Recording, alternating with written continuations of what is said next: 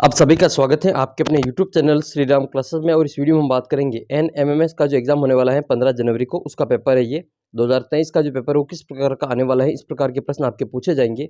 Met और set दोनों ही प्रकार के पेपर मेरे पास उपलब्ध है, ये पूरी PDF है और मैं आपको सभी विषय के पेपर यहाँ पे अपलोड करूँगा, तो आप चैनल को साथ से सब्सक्राइब करके वो सारे वीडियो देख सकते हैं। और 8वीं क्लास का जो ग्रुप बना हुआ है व्हाट्सअप ग्रुप, उसमें आप ज्वाइन हो सकते हैं, वहाँ पर ये सारे आपको वीडियोज़ वगैरह मिल जाएंगे। तो आज की इस वीडियो में हम देखेंगे हमारे विज्ञान के प्रश्न, कि आपके जो विज्ञान के प्रश्न आएंगे वो किस प्रकार के पूछे जाएंगे। तो ये रहा विज्ञान का। इसके बाद में गणित के, सामाजिक के, हिंदी के, अंग्रेजी के, रीजनिंग के, मैं सभी प्रश्न आपको डालूंगा। आप चाहे तो चैनल को सब्सक्राइब करके और वो सारे वीडियो देख लेना। तो सबसे पहला प्रश्न है विज्ञान का आपके इसमें ये, कि मक्का किस महीने में अच्छी तरह से वृद्धि करता है। तो आप सभी को पता होगा मक्का जो होता है वो बारिश की ऋतु जब होती है तब बोया जाता है, और ये खरीफ की फसल है। तो जून जुलाई में बोया जाता है, तो जून ऑप्शन में दे रखा, तो जून अपना उत्तर हो जाएगा। वैसे जून और जुलाई दोनों हो सकते हैं, जून जुलाई ये 2 महीने हैं, जून और जुलाई, इसमें मक्का अपना अच्छी वृद्धि करता है। अगला प्रश्न आपका, खरपतवार हटाने की जो प्रक्रिया होती है उसको क्या कहते हैं। खरपतवार हटाने की प्रक्रिया को क्या कहते हैं। जुताई, निराई, कटाई और थ्रेसिंग। तो उसको कहते हैं निराई। क्या कहते हैं? निराई कहते हैं। खरपतवार जो हटाते हैं हम खेतों में से, उसको निराई कहते हैं। फसल के अलावा जो चारा उग जाता है अनावश्यक, उसको खरपतवार कहते हैं, तो इसको हम निराई कहते हैं। और जब फसल पक जाती है तो उसको काटते हैं, उसको कटाई कहते हैं। और काटने के बाद में उसके बीजों को अलग किया जाता है, तो उसको हम थ्रेसिंग कहते हैं। जैसे थ्रेसर काम में लेते हैं आजकल, ये वाली चीज़ें। एड्स बीमारी का कारण क्या है। जीवाणु, प्रोटोजोआ, वायरस और शैवाल। तो एड्स जो बीमारी होती है वो HIV वायरस के कारण फैलती हैं। HIV वायरस के कारण फैलती हैं, तो इसका उत्तर हो जाएगा वायरस। आपको एड्स का पूरा नाम पूछ सकता है, एक्वायर्ड इम्यूनो डेफिशिएंसी सिंड्रोम होता है। HIV का पूरा नाम पूछ सकता है, ह्यूमन इम्यूनो वायरस के रूप में इसको पूछा जाता है। अगला प्रश्न है कि ये पीलिया प्रभावित मानव अंग कौन सा है। यानी कि पीलिया एक रोग होता है, पोलियो अलग होता है। पोलियो अलग रोग होता है और पीलिया अलग रोग होता है। तो इससे पूछा गया इसमें,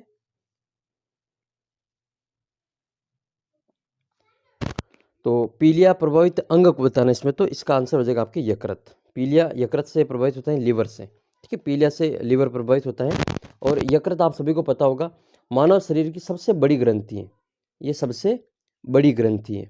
आप चैनल को सब्सक्राइब कर लेना, आपको काफ़ी फायदा मिलेगा इस परीक्षा में। मैं आपके सभी पेपर करवाऊंगा, इससे पहले के जितने भी पेपर हुए मेरे पास में 5 साल के पेपर वो सभी करवा रहा हूँ, तो आप चैनल को सब्सक्राइब कर लेना। अगला प्रश्न है, दही में उपस्थित जीवाणु कौन सा है। तो दही में जो उपस्थित जीवाणु है उसका नाम होता है, देखो ऑप्शन आपके, साल्मोनेला टाइफी और लैक्टोबैसिलस, पेनिसिलिन, विब्रियो कोलेरा। तो ये टाइफी जो है ये तो आपके टाइफाइड का है, और ये लैक्टोबैसिलस दही में उपस्थित होता है, जो दूध को दही में बदलने का काम करता है। तो इसका आंसर हो जाएगा लैक्टोबैसिलस।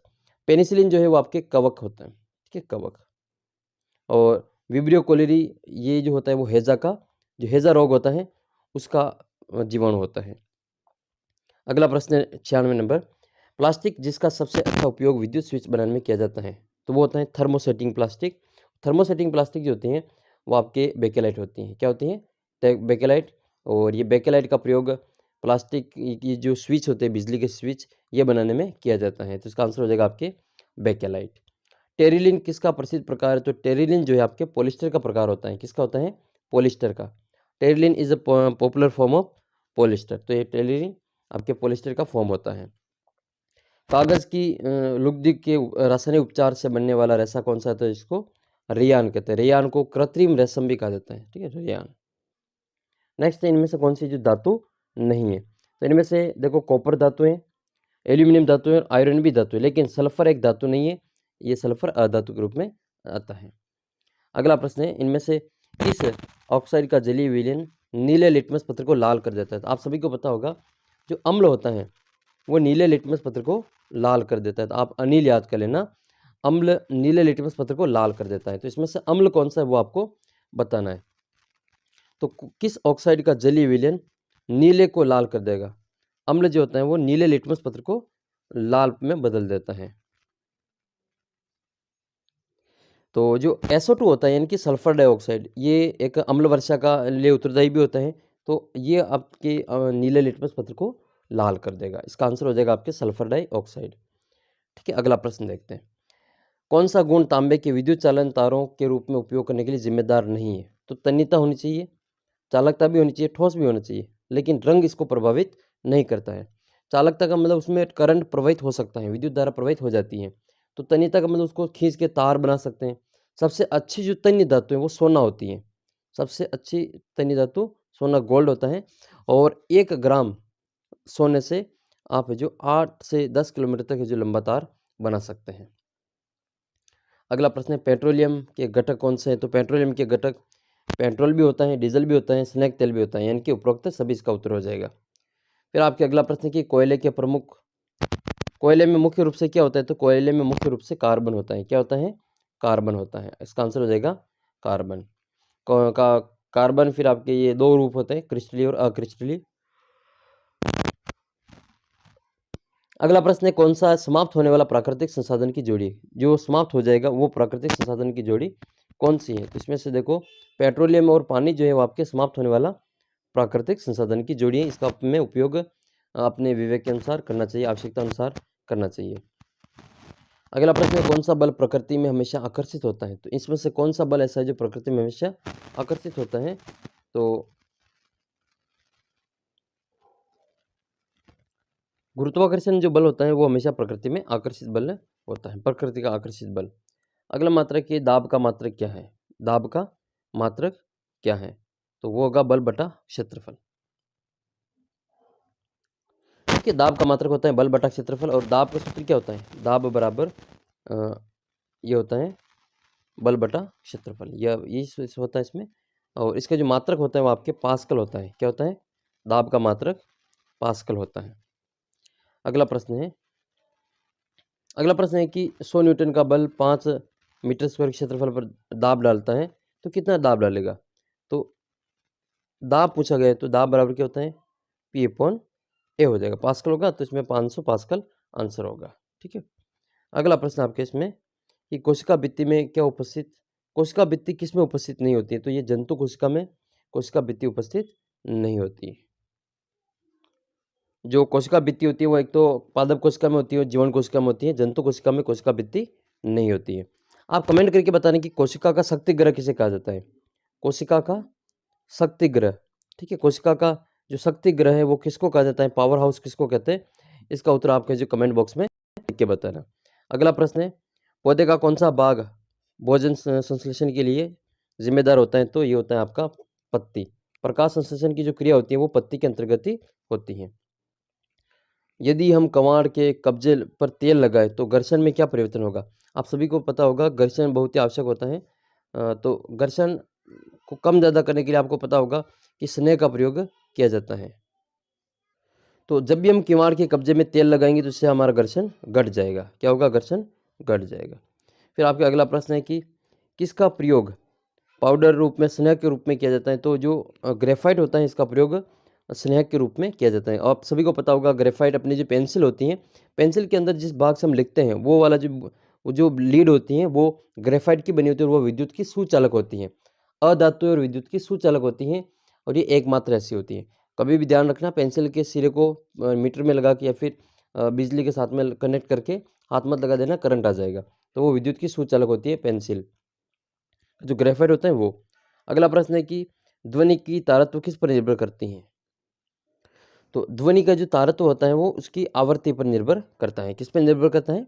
जो पिच होता है, पिच ऑफ साउंड, ये आपके फ्रीक्वेंसी पर निर्भर करता है। आवृत्ति की अभिव्यक्ति किस में होती है? तो ये हर्ट्ज में होती है। किस में होती है? आवृत्ति की अभिव्यक्ति हर्ट्ज में होती है। और किलोमीटर ये मापा जाता है दूरी को, दूरी का मात्रा किलोमीटर, मीटर, सेंटीमीटर होता है। आप कमेंट करके बताना कि 1 किलोमीटर में कितने मीटर होते हैं? 1 किलोमीटर में कितने मीटर होते हैं? और एक और बताना, 1 घंटे में कितने सेकंड होते हैं? 1 घंटे में कितने सेकंड होते हैं? आपके गणित में बहुत काम आएगा ये। अगला प्रश्न है, 2 समांतर रखे दर्पणों के बीच एक मोमबत्ती को रखने पर उसके कितने प्रतिबिंब बनेंगे? तो बहुत ही आसान है ये। 2 जब समांतर प्रतिबिंब रखते हैं, आपने जब अपने हेयर स्टाइल चेंज करवाने या फिर बाल कटवाने के लिए जब भी हम जाते हैं सैलून में, तो वहाँ पे 2 जो दर्पण अगर हमारे जैसे समांतर रखे हुए हैं और उसमें बीच में मोमबत्ती रखी हुई है, तो इसकी अनंत मोमबत्ती आपको उसमें दिखेगी। और आपने उस कांच में भी देखा होगा, उसमें आपके कई सारे चेहरे इसमें दिखते ही जाते हैं। वो अलग अलग एंगल पर उसको रखे जाते हैं। कोई ये ऐसे मुड़ा हुआ होता है, कुछ इस प्रकार से मुड़े हुए होते हैं। तो वो अलग अलग मोड़ के कोण पे उनको रखा जाता है। तो समांतर का मतलब उनके बीच में कोण नहीं होता है, 0 डिग्री पे रखा जाता है, तो उनके अनंत प्रतिबिंब बनते हैं। अगला प्रश्न है आपके, आपतित और परावर्तित कोण की किरण के बीच 60 डिग्री का कोण, तो आपतन कोण कितना होगा? ध्यान रखना, आपतन कोण का मान और परावर्तन कोण का मान बराबर होता है। आपतन कोण आई और ये आई होता है, आपतन कोण आई, ये आई और ये वाला आर होता है, इसको आपतन कोण कहते हैं, इसको परावर्तन कोण कहते हैं। ये आई और आर दोनों बराबर होते हैं, आई और आर बराबर होते हैं। अगर आई और आर दोनों बराबर हैं तो इन दोनों की जोड़ दे रखी है हमें 60 डिग्री, कितनी दे रखी है 60, तो आधा आधा हो जाएगा दोनों, ये 30 हो जाएगा और ये भी 30 हो जाएगा। तो इधर ये आपतन कोण का मान पूछा तो कितना हो जाएगा 30, ये 30 डिग्री हो जाएगा, और ये वाला कोण हो जाएगा हमारा 30 डिग्री। परावर्तन का पूछे तो भी 30 हो जाएगा। कभी कभी क्या होता है कि हमारे को ये वाला कोण दे देते हैं, ये वाला कोण, ठीक है, ये वाला कोण जैसे दे रखा मान लो हमें 60 डिग्री, कितना दे रखा है 60 डिग्री, आपको ये वाला कोण पूछा जाता है, तो हम क्या करेंगे, ये वाला कोण ज्ञात कर लेंगे, ये 90 डिग्री का कोण है, तो 90 में से 60 को घटाएंगे तो ये 30 हो जाएगा, ये 30 है तो ये भी 30 ही होगा। आपतन कोण और परावर्तन कोण बराबर होते हैं। अगला प्रश्न है, विद्युत का लैंप किस कारण चमकता है? विद्युत का जो लैंप होता है वो किस प्रभाव के कारण चमकता है? तो विद्युत का जो लैंप होता है वो ताप प्रभाव के कारण चमकता है, ये जो हीटिंग में उष्मा का प्रभाव होता है उसके कारण वो चमकता है। कौन सा विलयन बिजली का चालन नहीं करेगा? इनमें से कौन सा विलयन ऐसा है जो बिजली का चालन नहीं करेगा? तो वो आगा आपके सिरका, सिरका जिसको हम एसिटिक अम्ल कहते हैं। विद्युत लेपन रोकता है, तो विद्युत लेपन क्यों किया जाता है? आप सभी को पता होगा, अपने घर के किवाड़ों पर, रेलिंग पर हमें जो रेड ऑक्साइड का जो विद्युत लेपन करते हैं, उनको कलर पेंटिंग करते, पेंट करते, उसका कारण क्या है? तो उसका कारण है कि वो उसको जंग लगने से बचाता है, क्या कहते हैं, संक्षारण से उसको बचाता है, तो उसी के कारण जो उसके ऊपर विद्युत लेपन किया जाता है। वृक्षारोपण, खेती, चराई, शिकार, अवैध शिकार निषिद्ध है, तो ये कहाँ पे निषिद्ध होते हैं? ये अभ्यारण्य में, राष्ट्रीय उद्यान में और बायोस्फीयर रिजर्व में। तो ये सभी, तो ये वृक्षारोपण, ठीक है, और ये खेती, चराई, शिकार, अवैध शिकार, ये निषिद्ध होते थे अपने, इन तीनों ही जगह पे निषेध होते हैं। देखो अभ्यारण्य जैसे सीता माता अभ्यारण्य आप सभी को पता होगा, कोई प्रतापगढ़ से देख रहा होगा इस वीडियो को, तो वो बताएगा कि प्रतापगढ़ में कौन सा अभ्यारण्य, तो सीता माता अभ्यारण्य, उड़न गिलहरी पाई जाती है। कोई अगर अलवर से ये वीडियो देख रहा है तो वहाँ पे सरिस्का अभ्यारण्य राष्ट्रीय उद्यान है, ठीक है। इसके अलावा बहुत सारे जो ये अभ्यारण्य आपको देखने को मिलते हैं। बस्सी अभ्यारण्य चित्तौड़ में, बस्सी अभ्यारण्य, कोई चित्तौड़ से देख रहे हैं वीडियो तो वो चित्तौड़ वाले बस्सी अभ्यारण्य जानते हैं, बस्सी अभ्यारण्य के बारे में। और ऐसे कई सारे, माउंट आबू पे है, कुंभलगढ़ में है, ऐसे अभ्यारण्य है वहाँ पे जो वो देखने को मिलते हैं। राष्ट्रीय उद्यान राजस्थान में 3 राष्ट्रीय उद्यान है। एक तो है आपका रणथंभौर, कौन सा है? रणथंभौर, जो सवाई माधोपुर जिले में आता है।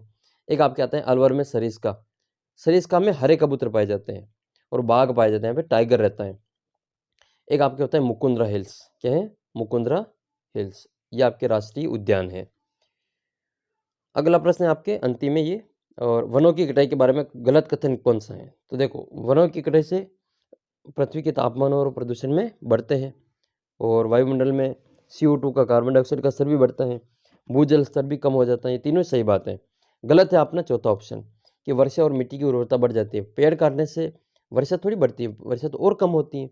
तो हमें अपने आसपास में पेड़ लगाना चाहिए, और आपके भी बर्थडे पर, जब भी आपका बर्थडे होता है उस बर्थडे पर आप एक पौधा अवश्य लगाएं। हर साल आपको एक पौधा लगाना है अपने आसपास में, एक जन्मदिन पर अपना एक पौधा ज़रूर लगाएं। तो ये 120 प्रश्न थे आपके, 30 प्रश्न थे अपने इस वीडियो में देखे विज्ञान के। अगले वीडियो में मैं आपको ये सोशल साइंस के प्रश्न भी बताऊंगा। आप चैनल को सब्सक्राइब कर लेना और वीडियो को दोस्तों के साथ में शेयर कर देना। इसके बाद में हम गणित के भी वीडियो डाल रखे हैं, और भी हम देखेंगे, गणित के भी प्रश्न आपको बता दूंगा। इसके अलावा आपके GK के क्वेश्चन है, ठीक है, वो सभी पेपर में मैं आपको यहाँ पे बताऊँगा, तो वो उन सभी के लिए आप चैनल को सब्सक्राइब कर लेना। सभी पेपर है मेरे पास में, ये सभी पेपर आपको यहाँ पे मिलेंगे। आप चैनल को सब्सक्राइब कर लेना और वीडियो को अपने दोस्तों के साथ में शेयर कर देना, और चैनल को सब्सक्राइब कर देना। कक्षा 8 का जो व्हाट्सअप ग्रुप है उसको ज्वाइन कर लेना, ठीक है। वहाँ पर आपको इसकी सारी PDF वगैरह वहाँ पे मिल जाएगी, और भी वीडियो लिंक आपको वहाँ पे मिल जाएंगे। तो सभी वीडियो हम देखेंगे, सभी पेपर सोल्व करेंगे। रीजनिंग का भी मैं आपको सोल्व करवाऊँगा ये, ठीक है। तो आप उसके लिए चैनल को सब्सक्राइब कर लेना और वीडियो को अपने दोस्तों के साथ में शेयर कर देना। तो मिलते हैं आपको अगले वीडियो में, और अपने दोस्तों को भी बताना जो इनके भी पेपर हैं, तो उनको भी फ़ायदा मिलेगा। और जिनका इस परीक्षा में सिलेक्शन होगा उनको सरकार की ओर से 48,000 रुपये की छात्रवृत्ति दी जाएगी। तो बहुत ही शानदार मौका है 8वीं क्लास वालों के लिए। पढ़ाई की पढ़ाई हो जाएगी और पैसे के पैसे मिलेंगे। और 8वीं बोर्ड में जो अच्छे मार्क्स लाएँगे उनको तो फिर सरकार की ओर से लैपटॉप भी दिया जाएगा, तो उसके लिए भी आपको अच्छी प्रकार से तैयारी करनी है। तो मिलते हैं आपको अगले वीडियो में, तब तक आप चैनल को सब्सक्राइब कर लेना और अच्छा लगे तो वीडियो को लाइक भी कर देना।